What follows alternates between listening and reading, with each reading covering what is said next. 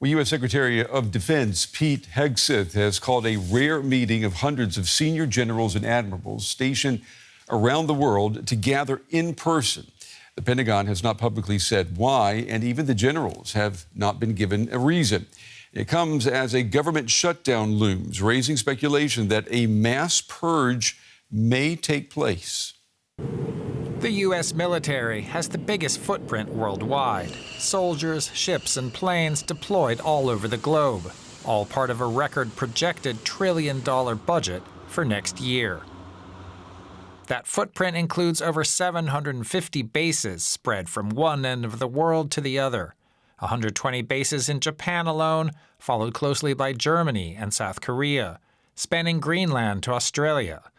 Now, the generals who command all those bases are due in Quantico, Virginia, a massive logistical exercise.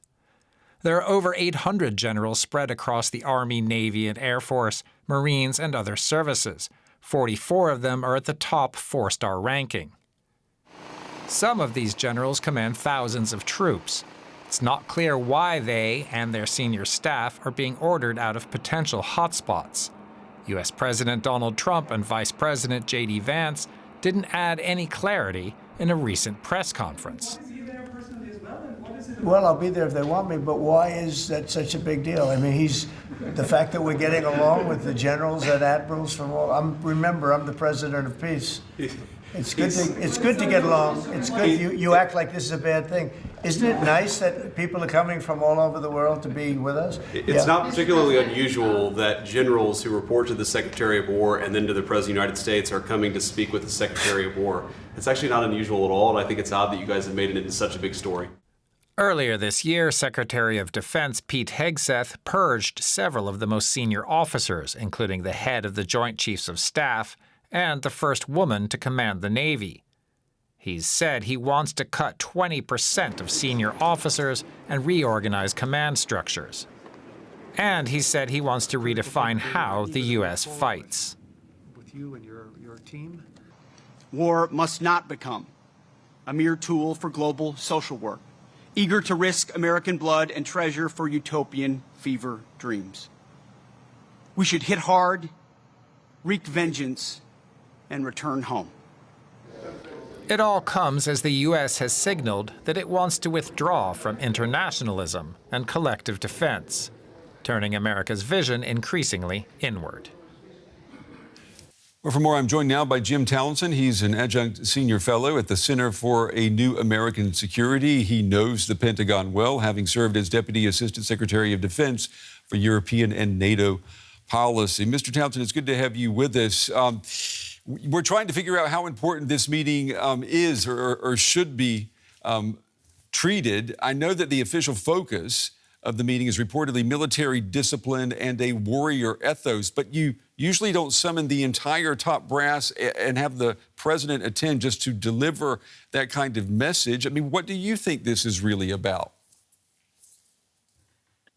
Well, we're all trying to figure that out, and the White House hasn't given us a lot of help. I think part of this certainly will be about Hegseth talking about the warrior ethos. He'll talk about things that are important to him in terms of how the soldiers look, esprit de corps, as the President of the United States said, that's what this is going to be about. But there's some big things that are getting ready to happen that involve these generals, and I would hope they would touch on that. There's a new national security strategy that will be released by the White House soon. There's going to be a Pentagon reorganization. There'll be probably a global posture review coming out soon that will talk about the U.S. troops that are deployed around the world and should they go somewhere else, or are they good right where they are? And finally, probably the most important thing on the minds of these generals is there is the reduction that your reporting talked about, the reduction in numbers of flag officers. And I'm sure the generals are very interested in how they're going to go about that reduction. Do you think we could possibly be on the eve of a major ideological reshuffling? I mean, are we about to see a major purge within the U.S. military? No, I don't think we're going to see a big purge. Certainly not one that we've seen in the past in some other countries where, large numbers of officers are shown the door. I don't think that's going to be the case here. I do know they want to reduce the numbers. And maybe they do that through attrition, so it happens over time. I do know they're going to reorganize the Pentagon, and some of it definitely needs to be reorganized, particularly the procurement side. That's always a target and needs continued work. So we know that's going to happen. And we know, too, that the Pentagon is going to pay a lot of attention to the Western Hemisphere. Probably not so much in Europe. It could be some troop drawdowns in Europe as well. But I'm sure Hegseth will talk about the China focus and also the Western Hemisphere, and not so much about Europe. Yeah, there is a lot of talk about that pivot to Asia, which we've heard from previous presidents, being carried out 100% now. That notwithstanding, how would you describe the relationship that we see right now between the military leadership and the Trump administration? Well, that's a great question. And I think that's probably one of the reasons that we're going to have this show on tomorrow, on Tuesday, is there is a morale issue among the military. There is a lot of change for them. A lot of their leadership has been fired without a whole lot of explanation that makes any sense. So there's been quite a shakeup in the morale, particularly of the general officers, trying to get used to this new way of operating. So having them come together, having the president talk is going to be important to at least give some explanation to them, at least have them leave Quantico at the end of the meeting feeling like they're being listened to, perhaps. But you raise an important issue, and this is going to be a big show tomorrow. And hopefully it's not going to be an anticlimax when it's over and the generals leave going, well, what was that all about? Yeah. There's been a lot of talk by the U.S. president and his administration that the Pentagon, the military, has become a place where merit is not at the front where it should be. I mean, can you confirm that? Has the military become a place where promotions are based on other things than the ability to perform? Well, it's a really important question. The administration came in saying that was how a lot of the promotions were being done under the Biden administration because of things like the DEI, they call it, the equality and inclusion and things that were not the war ethos that the Republicans like to talk about. So it's interesting that they're coming back around to the same approach. They're not using the DEI as a metric, but they're using loyalty to Donald Trump in a lot of ways.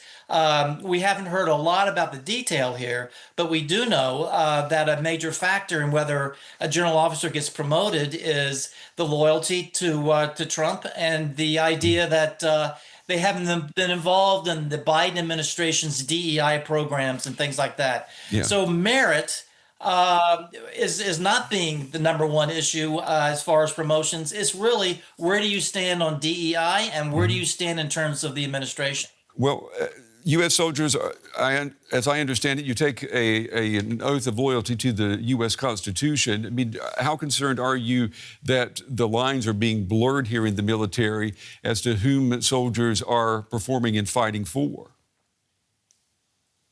Well, that's important, and I am getting concerned. A number of people are concerned that this idea of defending the Constitution rather than the presidency is that's the North Star for the military, is they are there to protect the Constitution. Increasingly, we're seeing officers being let go because of political factors. And in the U.S., political factors, what party do you belong to? Did you vote? What did you vote for? Who did you vote for? Those things were never part of the military world. That wasn't part of how you got promoted. A lot of the officers never voted to stay pure as far as being away from politics. Mm-hmm. But what we're seeing now, and maybe tomorrow is going to look like this, a bit of a political rally more than something involving the professionalism of the U.S. military and the officer corps. So there is beginning to be a blurring of that line. Jim Townsend from the Center for a New American Security. Mr. Townsend, we appreciate your time and your insights tonight. Thank you. You're welcome.